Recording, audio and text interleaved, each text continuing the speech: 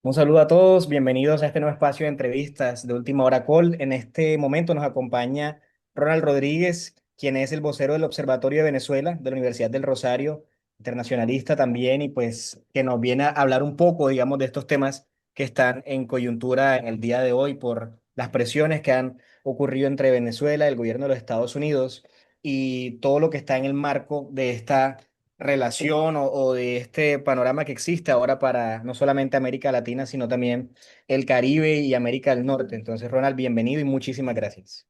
A ustedes, gracias por la invitación.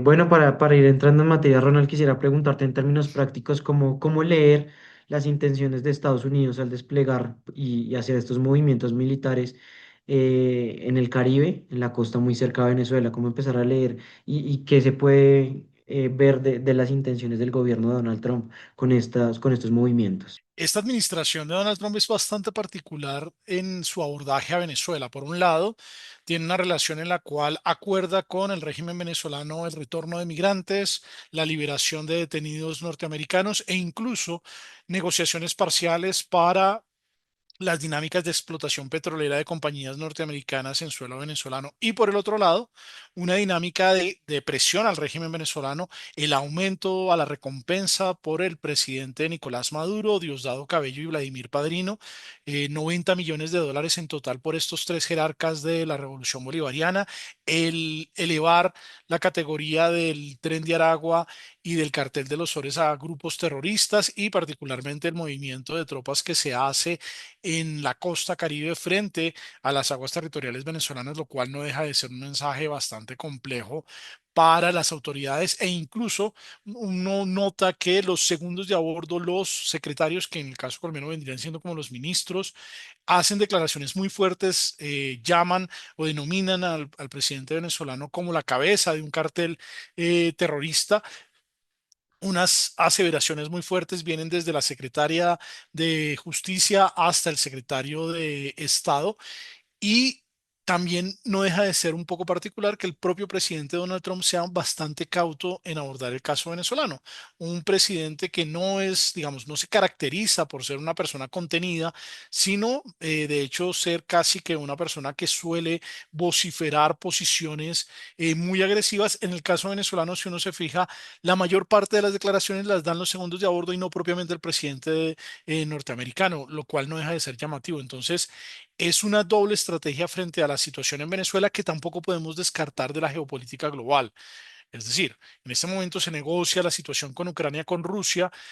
Ucrania hace parte de la zona de influencia claramente de Rusia, pero Venezuela hace parte de la zona de influencia claramente de Estados Unidos y Venezuela se convirtió en la puerta de entrada de potencias extracontinentales, China, Rusia, Irán, Turquía, lo cual no deja de causar molestia en la administración de los Estados Unidos y finalmente, pues decir que el gobierno de Estados Unidos y no solamente el gobierno, el Estado norteamericano ha jugado a buscar una salida negociada en Venezuela.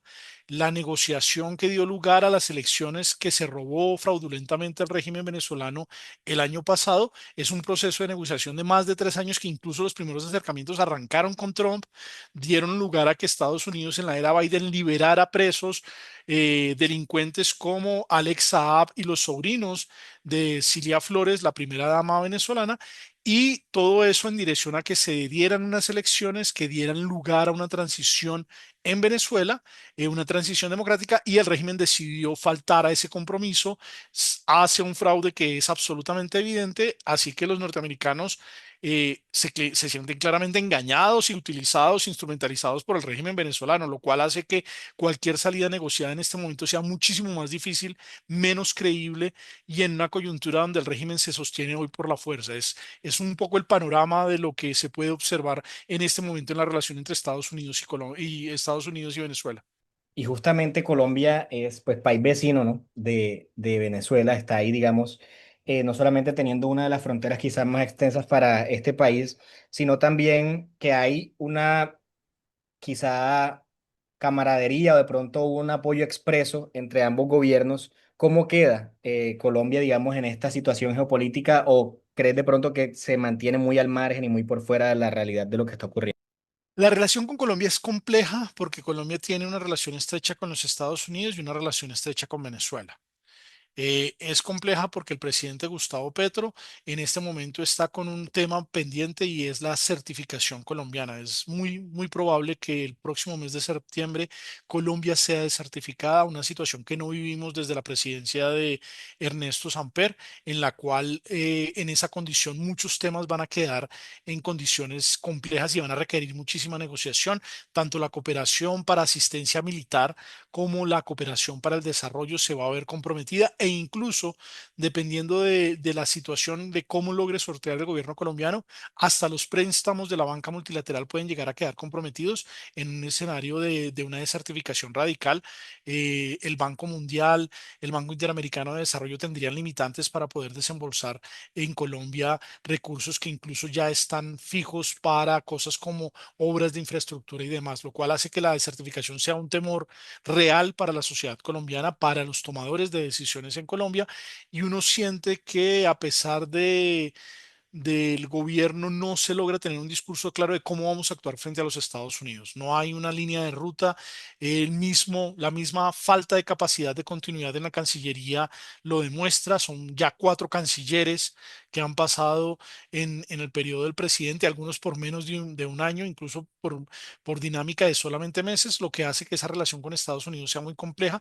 Tenemos un embajador competente en Estados Unidos, pero una baja capacidad del gobierno de negociar con los Estados Unidos y menos con los Estados Unidos de Trump. A eso hay que sumar que el mayor éxito que tiene la gestión internacional del presidente Gustavo Petro es la retoma de relaciones con Venezuela. Era una solicitud de la sociedad colombiana en la campaña presidencial. El Estado colombiano había encontrado que romper relaciones con Venezuela no era una política viable, precisamente por la interdependencia que hay entre los dos países, 2.219 kilómetros de frontera, más de 6 millones de personas del lado colombiano que dependen y que tienen una relación muy vibrante con el lado venezolano. En la misma campaña presidencial, solamente un candidato, Fico Gutiérrez, como precandidato, decía que no se iba a recuperar la relación con Venezuela. El resto de candidatos por igual hablan de la necesidad de esa recuperación. Se recuperó la relación. En mi opinión, se perdió una oportunidad porque los que han roto la relación sistemáticamente ha sido el régimen venezolano. Los que expulsaron a nuestro equipo consular en Venezuela fue el régimen venezolano. Los que han cerrado la frontera sistemáticamente desde 2015, que acabamos de cumplir, pues precisamente 10 años, una década de la crisis migratoria, han sido precisamente el régimen venezolano. Y Colombia tenía la oportunidad, Venezuela necesitaba recuperar la relación con Colombia y eso hubiera dado lugar a una negociación mucho más pareja, más equilibrada, en la cual Colombia le exigiera al régimen venezolano unos mínimos en el abordaje de la zona de frontera y no se exigieron. Es decir, se retomó la relación y se perdió esa oportunidad de negociación que era tan valiosa. Lo que tenemos hoy es un gobierno colombiano que guarda simpatías con el discurso y las narrativas del régimen venezolano, que es caja de resonancia de algunos de los discursos del régimen, que la migración se está regresando. No, eso no es cierto, la migración continúa saliendo. Que Venezuela ya salió de la emergencia humanitaria compleja y prolongada. No, Venezuela continúa en una emergencia humanitaria compleja y prolongada e incluso están pensando enfrentar una dinámica de inflación que puede volver a lógicas de desabastecimiento como las que vimos en 2018, 2019, que fueron el principal motor de salida de la población venezolana. ¿Que Venezuela nos apoya y nos colabora con cuestiones de seguridad? No, no es cierto, todo lo contrario. La mayor crisis de seguridad que hemos tenido este año es precisamente porque se utilizó territorio venezolano para que hombres del ELN pasaran del Arauca colombiano, transitaran por Venezuela, llegaran a la zona del Catatumbo y causaran el desplazamiento de más de 68.000 personas. Entonces, el ELN controla el otro lado de la frontera. Prácticamente que el gobierno venezolano ha cedido ese control a los helenos. Y lo que tenemos en Colombia es una confrontación entre disidencias helenos y del otro lado, pues una lógica en la cual se están articulando, lo cual no deja de ser llamativo con las autoridades venezolanas. Entonces, la relación sí es compleja.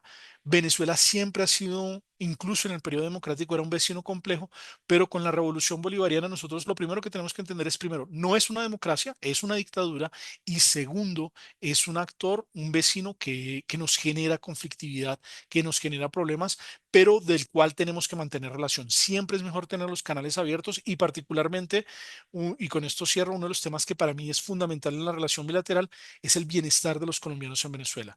Hoy sabemos que hay más de 1.900 colombianos detenidos en Venezuela, más de 37 de ellos en el último ciclo producto de la arremetida que ha tenido el régimen contra diferentes nacionalidades en su afán de mantenerse en el poder. Sé de casos de ciudadanos colombianos que iban únicamente a pasar por Venezuela en esta dinámica de tránsito desde Arauca hacia Cúcuta y fueron arrestados, detenidos, acusados de terrorismo y aislados de sus familias y sin comunicación y servicios consulares, lo cual pues demarca un manejo arbitrario y que uno pensaría que si hay sintonía entre los presidentes, pues esto no debería estar pasando y esos temas consulares deberían ser manejados con rapidez y expeditamente y protegiendo los derechos de nuestros connacionales en Venezuela, pero la realidad es que el lenguaje, la afabilidad que hay entre los presidentes no llega a los colombianos que son víctimas del régimen. Ronald, me parece interesante tal vez tocar ese punto de la relación de Venezuela con los grupos armados ilegales, pero antes de eso quisiera hacer una pregunta muy concreta y es, pues, digamos, toda esta situación ha generado bastantes dudas en la opinión pública y hay como una gran incógnita de si hay una posibilidad de que esta arremetida, esta muestra de fuerza de Estados Unidos pueda resultar en una intervención militar. ¿Hay posibilidades de que esto pase realmente? No hay claridad al respecto. Y lo digo por la cabeza de los Estados Unidos. El presidente Donald Trump toma decisiones no racionales, lógicas y pragmáticas, sino decisiones temperamentales, eh, incluso temporales. Un día puede subirle el arancel a uno, al otro día se lo puede quitar, un día puede exigir una cosa, al otro día o media hora después puede decir otra cosa. Es un presidente que no nos hace demasiado difícil tener claridad sobre posibles escenarios, porque es un presidente que, como lo digo, no toma decisiones pragmáticas, sino toma decisiones temperamentales. No obstante, y en esto quiero ser claro, el peor escenario para Colombia y para la región, sin lugar a duda, es una salida del régimen sin una negociación. Es decir, si el régimen venezolano cae mañana porque se hace algún tipo de incursión, bombardeo o demás, no es una situación como lo han tratado de presentar algunos de mis colegas similar a la de Panamá. No, la situación en Panamá es totalmente diferente a la de Venezuela. Venezuela es un país que lleva 26 años preparándose para esto, que tiene unos discursos y una estrategia militar montada precisamente para escenarios de invasión extranjera, que incluso tiene aliados estratégicos como el ELN para esas circunstancias, que está capacitando a su población en lucha de guerrillas. Puede que puedan eventualmente dar de baja a algunos de los líderes de la revolución bolivariana, pero eso no quiere decir que sea una operación quirúrgica. Es más, las operaciones quirúrgicas no existen. No hay ninguna operación quirúrgica en el mundo que haya funcionado. No se sale de un régimen y menos de una dictadura con una operación quirúrgica. No fue el caso en Libia, no fue el caso en Siria. Incluso estamos más cerca de escenarios parecidos al de Haití que al de Panamá, si queremos verlo dentro de la lógica regional. ¿Eso qué significa? Que lo deseable es una negociación. ¿Cuál es el problema de la negociación? Que el régimen perdió capacidad de negociación en la medida en que tenía la oportunidad con los resultados electorales de las elecciones del año pasado de empezar a hacer una salida escalonada negociada donde ellos pudieran tener un espacio político en Venezuela y decidieron mantenerse por el uso de la fuerza como lo hacen hoy en el ejercicio del poder. La realidad es que las capacidades militares que ha trasladado los Estados Unidos a la costa, al frente de la costa venezolana, no son capacidades que permitan tomarse el poder en Venezuela. De hecho, yo soy de los que cuestiona si la oposición venezolana realmente tendría la capacidad de poder ejercer el poder en Venezuela. Y me explico, son 26 años en los cuales todo el entramado institucional del nivel nacional, pero también del nivel local, está en manos de los chavistas, actores que van a sabotear cualquier dinámica, es decir, desde el acceso a agua potable, energía eléctrica, pasaportes, documentos, toda la lógica de servicios públicos, toda la lógica de servicios ciudadanos, hoy son controlados por el chavismo. No porque llegue María Corina Machado o Edmundo González a Venezuela, inmediatamente todos esos funcionarios van a servirle a la oposición. Todo lo contrario, vendrá incluso unas cacerías de brujas e incluso uno de los temas que me preocupa desde el lado colombiano es que hay muchos actores que han cometido delitos de lesa humanidad, que han hecho violación de derechos humanos, que saben que en una caída del régimen su seguridad queda seriamente cuestionada en Venezuela. Entonces van a tratar de salir, pero no van a ser los que llegan acá migrantes que huyen del régimen, sino miembros del régimen que han cometido violaciones de derechos humanos, torturas, homicidios, que van a estar saliendo de Venezuela ante un ajuste de cuentas que se va a dar después de la dictadura. Y eso suele pasar. Los años posteriores a una dictadura son años bastante complejos, donde se tienen que construir marcos jurídicos, dinámicas de transición que en este momento yo no siento que la oposición tenga la capacidad de hacer. Por eso la necesidad de una negociación y de una salida medianamente contenida para evitar que terminemos en una lógica en donde un montón de saboteadores van a estar haciendo imposible la viabilidad del país, un país que tiene una dependencia a un sector específico que es el de petróleos. De hecho, una de las preguntas que yo suelo hacer es: ¿cuántos de los venezolanos que hoy están en el exterior han estudiado para hacerse cargo de la industria petrolera? Antes Venezuela producía, desde los técnicos petroleros hasta los ingenieros de petróleos, los de tomadores de decisión en la empresa comercial del Estado. Hoy esa capacidad, ese capital humano, uno ha envejecido y muchos de los venezolanos que están en el exterior están estudiando todo menos petróleos. Entonces, eso hace que esa capacidad de recuperación petrolera también esté cuestionada. La situación no es deseable, no es deseable que la situación en Venezuela se resuelva por la fuerza. Lo deseable es que sea negociado, pero no es fácil llegar allá. Y ahora que mencionabas este escenario de negociación y lo que decías también al comienzo de esta respuesta de que pues presidente Donald Trump no es un hombre de medidas, digamos, sensatas o muy racionales, sino más de impulsos, te pregunto por estos cuadros que tenemos recientes de alguna manera en sus gobiernos, incluyendo el actual, en el que ha estado sentado de pronto con líderes como Kim Jong-un, al que presionó también pues por la vía militar de alguna manera y después fue a visitarlo y se reunieron, o por ejemplo el caso de Putin, pues con el que estuvo reunido recientemente. ¿Crees que hay un escenario mínimamente posible de que esa misma imagen se repita en Caracas o en los Estados Unidos o en un territorio neutral en que ambos puedan reunirse? Yo creería que no, en el sentido en que finalmente Donald Trump, al reunirse con el líder de Corea del Norte o al reunirse con el líder de Rusia, estamos hablando de países que tienen unas capacidades militares y que juegan una dinámica en el escenario internacional, sobre todo desde la parte bélica, muy, muy, muy particular. En el caso de Venezuela, el presidente de los Estados Unidos no le da la misma valoración a Venezuela, e incluso ha instrumentalizado a Venezuela. Yo creo que una de las peores cosas que ha hecho Donald Trump en su presidencia es asemejar la nacionalidad venezolana con la pertenencia al Tren de Aragua. Los venezolanos que están en Estados Unidos no son miembros del Tren de Aragua. La presencia del Tren de Aragua en Estados Unidos es muy pequeña, pero la han magnificado discursivamente y en ese tono discursivo ha sido instrumentalizado para fines internos. Yo siento que el presidente Donald Trump en esta doble estrategia donde tiene por un lado convivencia con el régimen, pero por el otro lado lo presiona como nunca antes lo había presionado, ni siquiera en su primera administración, donde era mucho más beligerante y sí emitía discursos directos frente al caso venezolano, o en su segunda campaña donde decía que Estados Unidos se iba a convertir en Venezuela. En este caso, el presidente Donald Trump mantiene esta doble dinámica y creo que el mensaje es más para la comunidad latina en los Estados Unidos, y es que el proceder migratorio le ha quitado apoyo, sobre todo de los latinoamericanos, a sus bases republicanas. Y es importante para ellos, de cara a las elecciones de medio término del próximo año, poder contar con el apoyo de los latinos para mantener el control tanto del Senado como de la Cámara de Representantes.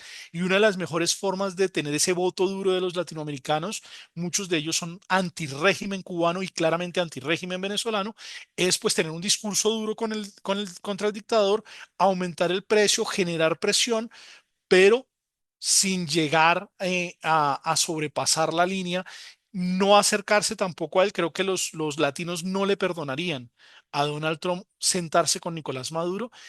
Tendría un efecto muy negativo en lo que ha sido su discurso al interior de los Estados Unidos, incluso con la base dura republicana, tendría una imagen, sería muy mal visto. En este caso, también recordemos que el presidente de los Estados Unidos actual tiene un discurso con el objetivo de evitar intromisión de Estados Unidos en guerras externas. Entonces, yo siento que esta es una subida discursiva que además deja en los segundos de a bordo de cara a que tenga un efecto dentro de la lógica electoral en los Estados Unidos, que se sienta que no es el mejor amigo de Nicolás Maduro, ni que tampoco el darle concesiones parciales en materia petrolera es un acto para darle oxígeno al régimen, sino es incluso lo presentan como un instrumento de presión. Precisamente creo que hemos abordado bastante el tema por el lado de Estados Unidos. Ahora quisiera pasarme al otro lado, Venezuela, y cómo interpretar, digamos, la respuesta que ha tenido Nicolás Maduro en sus discursos con respecto digamos, a la llegada de los buques y a todos los movimientos militares de Estados Unidos. Hay muchos analistas que han tildado, digamos, todos los pronunciamientos de Maduro de nerviosismo, de que está viendo como cada vez más ahorcado y cada vez más asfixiado por parte de Estados Unidos. Entonces quisiera entender cómo se puede leer ese discurso de Maduro. Yo siempre he llamado la atención sobre subestimar a Nicolás Maduro. Nicolás Maduro es un dictador bastante efectivo. Desde que llegó al poder, todo el mundo dice que a Maduro no le queda un mes y ya son más de 12 años en el ejercicio del poder. Es decir, es una persona que aprendió a partir de las dificultades, pasando momentos muy duros. La crisis del 2018-2019 fue un momento muy duro para él y todavía permanece en el poder por muchas menos cosas. Han caído dictadores que eran considerados más fuertes y sin decirlo en democracias. En las democracias, los datos económicos, demográficos, sociales que entrega Nicolás Maduro ya hubiera hecho que saliera del poder. Por eso uno de los indicadores de que es una dictadura es precisamente su continuidad a pesar de sus malos resultados. Pero Nicolás Maduro hoy tiene una narrativa, tiene un discurso que le permite fortalecer parte de ese núcleo duro. Ha perdido credibilidad no por la situación que se está dando con Estados Unidos, sino por el fraude electoral del año pasado. El fraude electoral desnudó un poco las capacidades del régimen. Recordemos que la revolución bolivariana era un movimiento electoral que le permitió tener en los primeros años un gran caudal de movilización poblacional, ya no lo tiene y hoy se mantiene a partir de la represión. Y esa represión con este discurso le permite ir más allá e incluso perseguir a aquellas personas que dentro de sus propias filas flaquean. A mí me llama muchísimo la atención cómo en los últimos meses varios líderes de la revolución bolivariana de antaño están siendo perseguidos sistemáticamente por el régimen, están obligados, están detenidos, están presos o incluso prefieren guardar silencio y se autocensuran ante una eventual arremetida contra ellos. Lo que sí le ha servido a Nicolás Maduro es para mejorar su discurso, porque el enemigo externo es una lógica que ha utilizado Maduro. Por ejemplo, hace 10 años, cuando empezó la crisis migratoria, el enemigo externo no eran los Estados Unidos y sus sanciones, era Colombia, el paramilitarismo colombiano que estaba afectando la seguridad y el contrabando de extracción a la economía venezolana. Y bajo ese argumento fue terriblemente cruel con nuestros ciudadanos en la zona de frontera. Hoy el enemigo es los Estados Unidos y le sirve narrativamente. Claro, como lo ha hecho, falta la verdad. Las milicias bolivarianas no son 4,5 millones, no existe ese número de actores leales. La milicia, de hecho, pues es más que un cuerpo de seguridad en contra de una eventual invasión extranjera, es un cuerpo de inteligencia que le permite monitorear toda la sociedad venezolana, que está altamente infiltrado por el ELN en este momento y que incluso ha causado nerviosismo entre los propios militares venezolanos, porque este es un cuarto componente que se le ha sumado a la Fuerza Armada, un componente adicional que tiene unas características particulares, que no es propiamente formalmente un militar, que no es la Guardia Nacional ni los cuerpos de seguridad, no es la Armada, no es la Fuerza Aérea, es un cuerpo adicional donde hay civiles. Y como sabemos, el ELN utiliza esas estructuras para permear a la revolución, que tampoco está, digámoslo claramente, el ELN no está subordinado a la revolución bolivariana. El ELN tiene su propio proyecto y se instrumentaliza de la revolución bolivariana. Y así como le ha pasado a Nicolás Maduro con otras organizaciones criminales, en algún momento se le pueden salir de las manos. Y de hecho ahorita les está dando tanto poder que en cualquier momento se le pueden llegar a salir de las manos. En ese orden de ideas, hay que entender que la situación de Nicolás Maduro es una situación apretada nuevamente, pero que es un tipo que primero tiene experiencia en el ejercicio del poder. De hecho, es uno de los gobernantes en Sudamérica que más experiencia tiene de entrada. Y por el otro lado, eh, el tener un enemigo externo hace parte de las narrativas de la revolución bolivariana que le permiten tomar cada vez posiciones más duras y violar más los derechos humanos, incluso de los propios chavistas. Ronald, muchas gracias. Gracias por este tiempo, por las respuestas, por aclararnos un poco y a nuestra audiencia también el panorama. Y esto nos permite a cada uno, pues como ciudadanos también de un entorno que estamos muy cerca geopolíticamente del asunto, poder hacer nuestras propias conclusiones, poder hacer nuestros propios análisis y también estar un poco más informados de algo que, si bien a veces podríamos sentir que no nos toca, en realidad hace parte de nuestra realidad diaria también. Muchas gracias. Muchas gracias a ustedes por la invitación.